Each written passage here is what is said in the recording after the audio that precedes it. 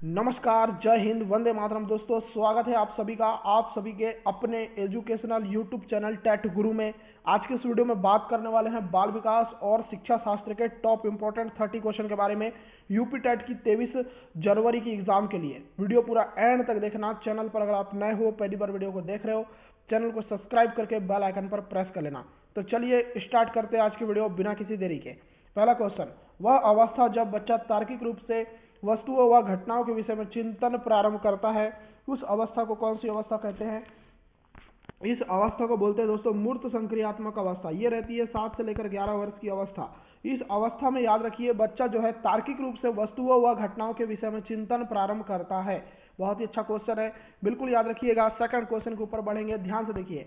मन का मानचित्रण किससे संबंधित है? साहसिक कार्यों की क्रिया योजना से, बोध बढ़ाने की तकनीक से, मन की क्रियाशीलता पर अनुसंधान से और मन का चित्र बनाने से। तो बताइए कि भाई मन का जो मानचित्रण है वो किससे संबंधित है? तो बहुत ही बेहतरीन क्वेश्चन है। इस क्वेश्चन के ऊपर चर्चा करें तो मन की क्रियाशीलता पर अनुसंधान से, मन की क्रियाशीलता पर अनुसंधान से संबंधित है मन का मानचित्रण। क्वेश्चन नंबर 3 आपकी स्क्रीन पर, विशेष रूप से प्राथमिक स्तर पर विद्यार्थियों की सीखने संबंधी समस्याओं को संबोधित करने का सबसे बेहतर तरीका क्या है? अगर विशेष रूप से प्राथमिक स्तर पर जो विद्यार्थी होते हैं उनकी सीखने संबंधी समस्याओं को संबोधित करना है तो सबसे बेहतर तरीका क्या है? पहला दिया है महंगी और चमकदार सहायक सामग्री का प्रयोग करना। दूसरा दिया सरल और रोचक पाठ्य पुस्तकों का प्रयोग करना। तीसरा दिया है कहानी कथन पद्धति का प्रयोग करना। और चौथा दिया अक्षमता के अनुरूप विभिन्न शिक्षण पद्धतियों का प्रयोग करना। तो क्या करोगे आप? तो आप लगाओगे कि अक्षमता के अनुरूप विभिन्न शिक्षण पद्धतियों का प्रयोग करना। यही इसका राइट आंसर आ जाएगा, बिल्कुल करेक्ट आंसर। बिल्कुल याद रखिएगा, डी आंसर आपका करेक्ट आएगा। क्वेश्चन नंबर 4, निम्न में से कौन सा बच्चे के सामाजिक मनोवैज्ञानिक आवश्यकताओं के साथ संबंध नहीं है? जो बच्चे का सामाजिक और मनोवैज्ञानिक आवश्यकता है उसके साथ संबंधित क्या नहीं है? पहला दिया संवेगात्मक सुरक्षा की आवश्यकता। दूसरा दिया शरीर से अपशिष्ट पदार्थों का नियमित रूप से बाहर निकलना। तीसरा दिया सानिध्य की आवश्यकता। और चौथा दिया सामाजिक अनुमोदन अथवा सराहना की आवश्यकता। तो बताइए कि निम्न में से कौन सा बच्चे की सामाजिक मनोवैज्ञानिक आवश्यकताओं के साथ संबंध नहीं है? तो कौन संबंध नहीं है? तो यह है शरीर से अपशिष्ट पदार्थों का नियमित रूप से बाहर निकलना। ये जो है सामाजिक और मनोवैज्ञानिक आवश्यकताओं के साथ संबंधित नहीं है। ये आपकी जो है शारीरिक आवश्यकताओं के साथ संबंधित है, ना कि यह सामाजिक और मनोवैज्ञानिक आवश्यकताओं के साथ है। बी आंसर करेक्ट आएगा। पांचवा देखिए, वह कौन सा कथन है जहां बच्चे के संज्ञानात्मक विकास को सबसे बेहतर तरीके से परिभाषित किया जा सकता है? मतलब आपको ये बताना है कि जो बच्चा होता है उसका जो संज्ञानात्मक विकास होता है उसको सबसे बेहतर तरीके से कहां पर परिभाषित कर सकते हैं। इसका आंसर क्या आएगा? तो इसका आंसर आ जाएगा विद्यालय एवं कक्षा पर्यावरण। यहां लगा देंगे ए आंसर। क्वेश्चन नंबर आपकी स्क्रीन पर छठवां, ध्यान से देखिए। बच्चे दुनिया के बारे में अपनी समझ का सृजन करते हैं, इसका श्रेय किसको जाता है? पेवलोव को, पियाजे को, स्किनर को, इनमें से कोई नहीं। बहुत ही बढ़िया क्वेश्चन कि बच्चे जो है वो दुनिया के बारे में अपनी समझ का सृजन करते हैं, इसका श्रेय किसको जाता है? इसका श्रेय जाता है दोस्तों पियाजे को। यहां लगा देंगे बी आंसर। क्वेश्चन नंबर 7, शिक्षा के क्षेत्र में पाठ्यचर्या शब्दावली किसकी ओर संकेत करती है? जो दोस्तों शिक्षा के क्षेत्र में पाठ्यचर्या शब्दावली है वो किसकी ओर संकेत करती है?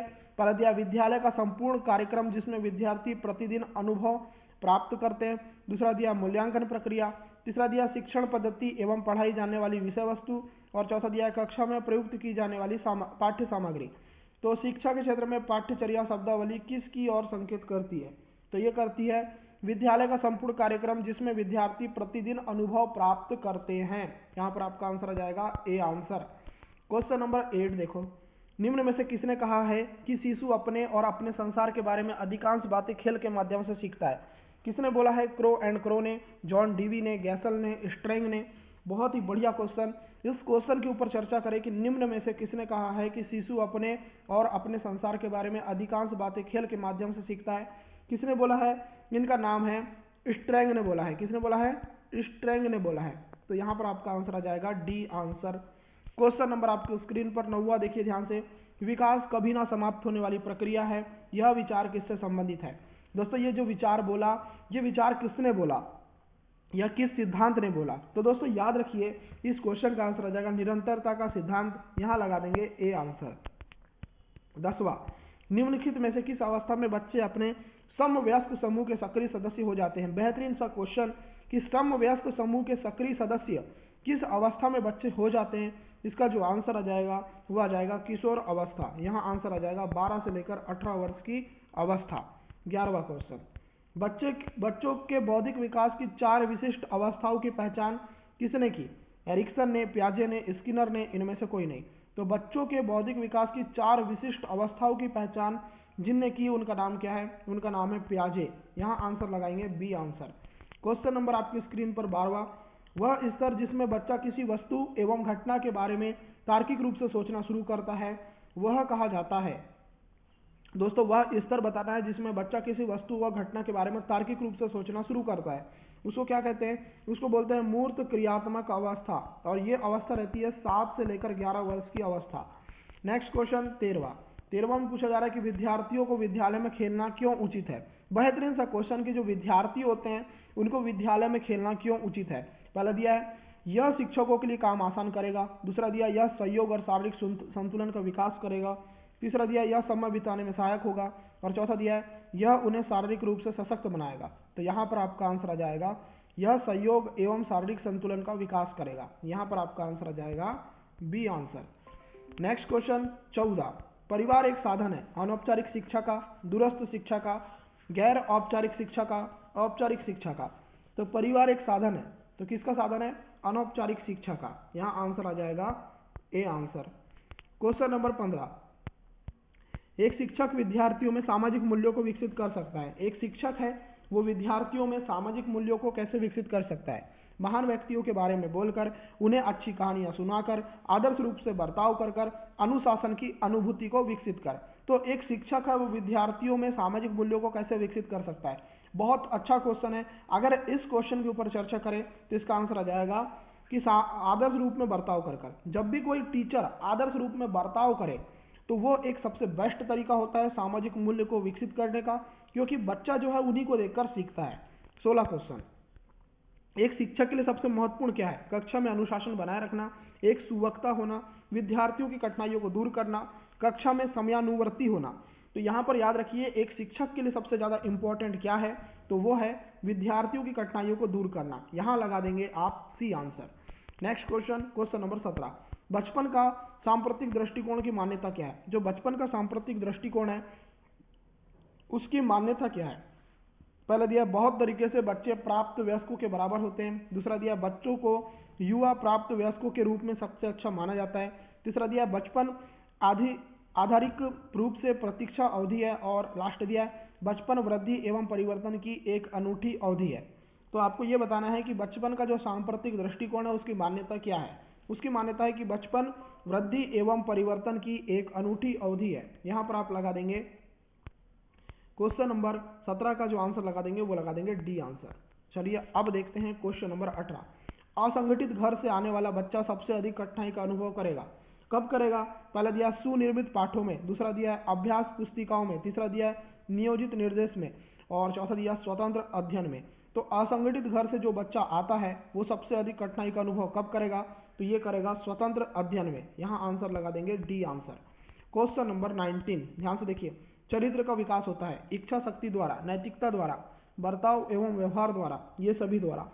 तो चरित्र का विकास कैसे होता है? चरित्र का विकास होता है दोस्तों इन सभी के द्वारा, इच्छा शक्ति के द्वारा, नैतिकता के द्वारा, बर्ताव और व्यवहार के द्वारा। यहाँ पर 19 का आंसर आ जाएगा डी आंसर, ये करेक्ट आएगा। चलिए 20 देखते हैं, शिक्षक का बर्ताव होना चाहिए प्रशासनात्मक होना चाहिए, निर्देशात्मक होना चाहिए, आदर्शवादी होना चाहिए, शिक्षाप्रद होना चाहिए। तो शिक्षक का जो बर्ताव होना चाहिए वो होना चाहिए आदर्शवादी। यहाँ लगा देंगे सी आंसर। क्वेश्चन नंबर 21, बालिका शिक्षा को महत्व देना उचित है, इसका कारण क्या है? दोस्तों जो बालिका होती है उनकी जो शिक्षा है उसको महत्व देना उचित है। इसके पीछे रीजन क्या है? पहला दिया है बालिकाएं बालकों से अधिक बुद्धिमती है, दूसरा दिया है अतीत में बालिकाओं को बुरी तरह से विभेदित किया जाता था, तीसरा दिया किसी सामाजिक परिवर्तन के नेतृत्व में केवल बालिकाएं समर्थ है, और लास्ट दिया है बालिकाएं बालकों से अल्पसंख्यक है। तो बालिका शिक्षा को महत्व देना उचित है। इसके पीछे रीजन क्या है? इसके पीछे रीजन है कि किसी सामाजिक परिवर्तन के नेतृत्व में केवल बालिकाएं समर्थ है, इस वजह से जो है बालिका शिक्षा को महत्व देना उचित है। 22 क्वेश्चन, यदि कोई विद्यार्थी आपका सम्मान नहीं करता तो आप क्या करेंगे? उसे डांटेंगे, उसकी उपेक्षा करेंगे, परीक्षा में कम अंक देंगे, इनमें से कोई नहीं। आप क्या करोगे? उसकी उपेक्षा करेंगे, क्योंकि उपेक्षा करना ही बेस्ट है भाई। नेक्स्ट क्वेश्चन आपकी स्क्रीन पर देखिए, क्वेश्चन नंबर 23। निम्न में से इस स्तर में बच्चे अपने समकक्षी वर्ग के सक्रिय सदस्य बनते हैं? किस स्तर में बनते हैं? तो आपको मैंने बताया कि भैया किशोर अवस्था है। नेक्स्ट क्वेश्चन आपके स्क्रीन पर देखेंगे, क्वेश्चन नंबर 24। एक सामान्य 12 वर्ष उम्र के बच्चे में सबसे अधिक होना संभव है? क्या होना अधिक संभव है?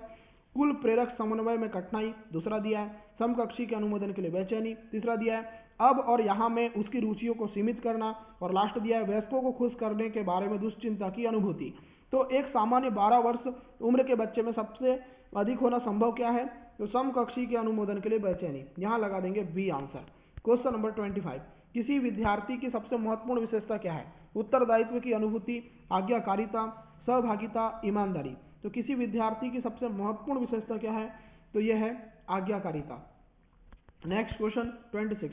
बुनियादी स्तर पर मातृभाषा में शिक्षा देना बेहतर है? बुनियादी स्तर पर जो मातृभाषा है उसमें शिक्षा देना बेहतर है। इसके पीछे रीजन क्या है? क्योंकि बच्चों में आत्मविश्वास का विकास करेगा, प्राकृतिक वातावरण में बच्चों को सीखने में सहायता करेगा, तीसरा दिया बौद्धिक विकास में सहायता करेगा, और लास्ट दिया अधिगम को सरल बनाएगा। तो बुनियादी स्तर पर मातृभाषा में शिक्षा देना बेहतर है। इसके पीछे जो रीजन है वो है प्राकृतिक वातावरण में बच्चों को सीखने में सहायता करेगा, यही इसका रीजन है, यहाँ लगा देंगे बी आंसर। Question number 27। शिक्षा का उद्देश्य होना चाहिए। शिक्षा का जो उद्देश्य है वो क्या होना चाहिए? विद्यार्थियों में व्यावसायिक कुशलता का विकास करना, दूसरा दिया है व्यवहारिक जीवन के लिए विद्यार्थियों को तैयार करना, फिर दिया है विद्यार्थियों को परीक्षा के लिए तैयार करना, और लास्ट दिया है विद्यार्थियों में सामाजिक जागरूकता का विकास करना। तो शिक्षा का उद्देश्य क्या होना चाहिए? शिक्षा का उद्देश्य होना चाहिए व्यवहारिक जीवन के लिए विद्यार्थियों को तैयार करना, यहाँ लगा देंगे बी आंसर। क्वेश्चन नंबर आपके स्क्रीन पर 28। खिलौनों की आयु कहा जाता है? पूर्व बाल्य अवस्था को, शैशवा अवस्था को, उत्तर बाल्य अवस्था को, ये सभी को। तो खिलौनों की आयु कहते हैं दोस्तों पूर्व बाल्य अवस्था को, यहाँ आंसर आ जाएगा ए आंसर। Question number 29। निम्न में से कौन सी पूर्व बाल्य अवस्था की विशेषता नहीं है? पहला दिया है दल समूह में रहने की अवस्था, खेलने की अवस्था, प्रश्न करने की अवस्था, अनुकरण करने की अवस्था। तो पूर्व बाल्य अवस्था की विशेषता कौन सी नहीं है? तो खेलने की अवस्था जो है वो पूर्व बाल्य अवस्था की विशेषता नहीं है। चलिए आज का अंतिम क्वेश्चन देखेंगे 30। उत्तर बाल्य अवस्था में बालक भौतिक वस्तुओं के किस आवश्यक तत्वों में परिवर्तन समझने लगते हैं? उत्तर बाल्य अवस्था में जो बालक होता है वो भौतिक वस्तुओं के किस आवश्यक तत्वों में परिवर्तन समझने लगता है? द्रव्यमान में, द्रव्यमान और संख्या में, संख्या में, द्रव्यमान, संख्या और क्षेत्र में। अगर बात करें 30 की, आंसर आ जाएगा द्रव्यमान, संख्या और क्षेत्र में, यहाँ आंसर लगा देंगे डी आंसर। तो टोटल नंबर ऑफ क्वेश्चन 30 कराए हैं। उम्मीद करते हैं कि 30 के 30 क्वेश्चन आपको पसंद आए हैं। पसंद आए तो वीडियो को लाइक करें, शेयर करें, चैनल को सब्सक्राइब करें और नोटिफिकेशन बेल को प्रेस करें। मिलते हैं आपसे नेक्स्ट वीडियो में, तब तक के लिए goodbye, take care and love you all.